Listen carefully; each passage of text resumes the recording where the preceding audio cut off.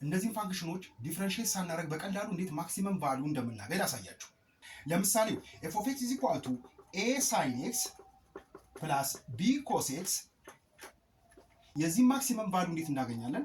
በሳይን እና በኮስ ስር ያሉትን ኮፊሸንቶቹን ስኩዌር እናደርጋቸዋለን። ዘን ስኩዌር ካደረግን በኋላ እንደምራቸዋለን። ዘን ሩት ውስጥ እንከታቸዋለን ማለት ነው። ለምሳሌ እዚህ ጋር ፕላስ ሲ ቢል ሩት ውጪ ፕላስ ሲ እናደርጋለን ማለት ነው። ኦኬ የእነዚህንም የሁለት ፋንክሽኖችን ማክሲመም ቫልዩ በዚህ ሜተር ነው የምንሰራው ማለት ነው። 3 ስኩዌር ፕላስ 4 ስኩዌር ሩት ውስጥ እንከታቸዋለን ማለት ነው። 3 ስኩዌር 9 ነው። ዘን ፕላስ 4 ስኩዌር 16 ነው። ዘን ሩት ውስጥ ስንከተው ሩት 25 ይሆናል አይደል? ሩት 25 ስንት ነው? 5 ነው ማለት ነው።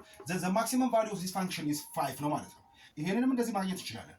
5 ስኩዌር ፕላስ 12 ስኩዌር ሩት ውስጥ እንከተዋለን። ዘ ፕላስ 6 25 ፕላስ 144 ዘን ፕላስ 6 ሩት 169 ዘን ፕላስ 6 169 ከሩቱ ሲወጣ 13 ነው።